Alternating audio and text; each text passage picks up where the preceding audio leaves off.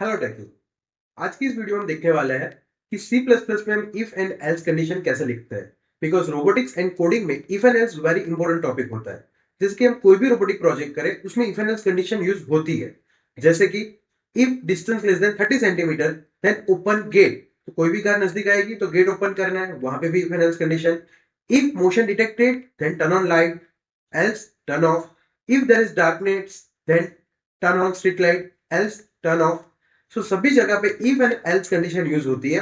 आज की इस वीडियो में हम देखेंगे कैसे हम इफ एंड एल्स कंडीशन लिख सकते हैं, और उसके साथ हम एक प्रोजेक्ट भी करने वाले हैं जिसमें जब भी हम टच सेंसर को टच करेंगे तो हमारा बजर ऑन हो जाएगा। आप बजर की जगह एलईडी भी यूज कर सकते हो। हमने टच सेंसर को आर्डिनो यूनो के साथ कनेक्ट कर दिया है, जिसमें हमने वीसीसी को कनेक्ट किया है 3.3 वोल्ट के साथ। अगर आप चाहो तो 5 वोल्ट के साथ भी कनेक्ट कर सकते हो। जीएनडी को हमने कनेक्ट किया है जीएनडी के साथ, एंड उसकी जो डिजिटल पिन है उसको हमने कनेक्ट किया है डिजिटल पिन नंबर 8। तो सबसे पहले मैं यहाँ पे टच सेंसर की पिन को डिफाइन कर देता हूँ। टच सेंसर की पिन को डिफाइन करने के लिए हमारा सिंटेक्स होता है पिन मोड 8, एंड ये सेंसर है इसलिए मैं लिखूंगा इनपुट। सबसे पहले हम चेक कर लेते हैं क्या हमारा टच सेंसर वर्क कर रहा है कि नहीं कर रहा है।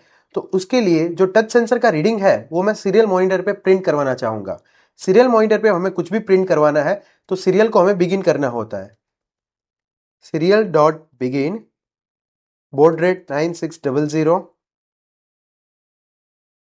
एंड वॉइड लूप में मैं कोड लिखूंगा सीरियल डॉट प्रिंट एलएन।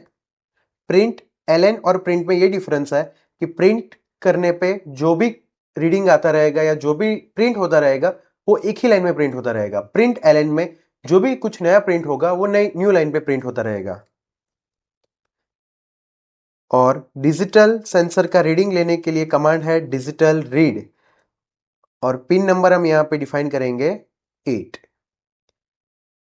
मैं यहां पे डिले भी रख देता हूं 200 मिली सेकेंड का, और मैं आर्डिनो उनो बोर्ड को सिलेक्ट करके कोड अपलोड करता हूं।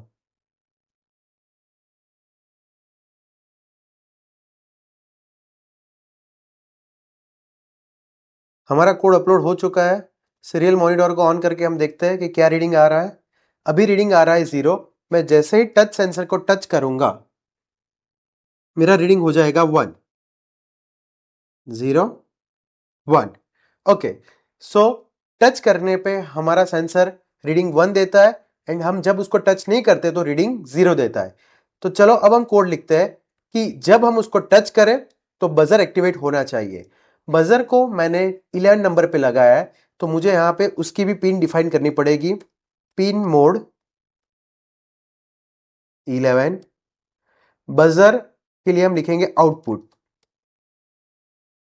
आप यहां पे कमेंट करके भी लिख सकते हो कि ये पिन बजर के लिए है और ये पिन टच सेंसर के लिए है। डबल स्लैश करके आप जो भी लिखोगे वो कमेंट हो जाएगा, वो कोड का पार्ट बनेगा नहीं। और यहां पे मैं इफ एंड एल्स कंडीशन लिखता हूं। इफ डिजिटल रीड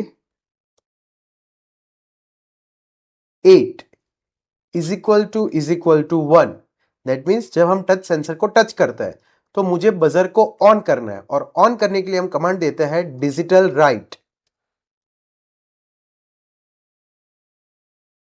8, नहीं यहां पे 11 आएगा, हाई। एल्स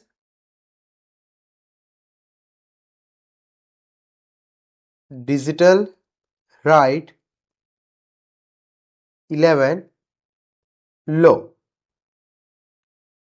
ये हमने कोड लिख दिया है, उसको वेरीफाई कर लेता है। कंपाइलिंग हो चुका है, एंड नाउ अब इसको हम अपलोड कर देंगे।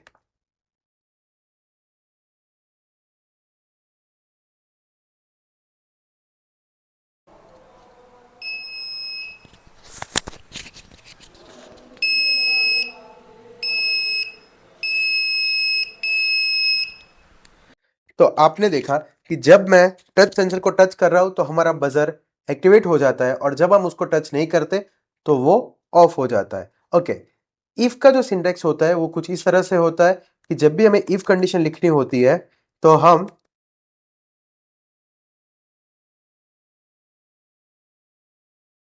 इफ लिखते हैं, देन पैर ऑफ पैरेंथेसिस आता है। यहाँ पे हम कंडीशन लिखते हैं, जो भी कंडीशन हमें चेक करवानी है, अगर वो ट्रू हो जाती है तो इफ एग्जीक्यूट होता है, वरना एग्जीक्यूट नहीं होता। देन ये जो करली ब्रैकेट के अंदर हम जितना कोड लिखते जाएंगे वो ये इफ का पार्ट बनेगा। एल्स हम करली ब्रैकेट से बाहर लिखते हैं, एंड देन अगेन हम करली ब्रैकेट करते हैं, और ये करली ब्रैकेट के अंदर हम जो भी पार्ट लिखेंगे वो एल्स का पार्ट बन जाएगा। तो आप यहाँ पे देख सकते हो, मैंने जो इफ कंडीशन लिखी, सो इफ के बाद आता है पैरेंथेसिस। वो पैरेंथेसिस के अंदर मैंने कंडीशन लिखी कि डिजिटल रीड ए, 8 नंबर पे जो हमारा डिजिटल सेंसर लगा है उसका रीडिंग इक्वल टू 1 हो जाए तो ये एग्जीक्यूट करना है। दैट मीन्स 11 नंबर पे हमारा जो कंपोनेंट है जो कि बजर है उसको हाई करना है, एल्स एल्स हमें करना है उसको लो। तो ऐसे हम इफ एंड एल्स कंडीशन लिख सकते हैं।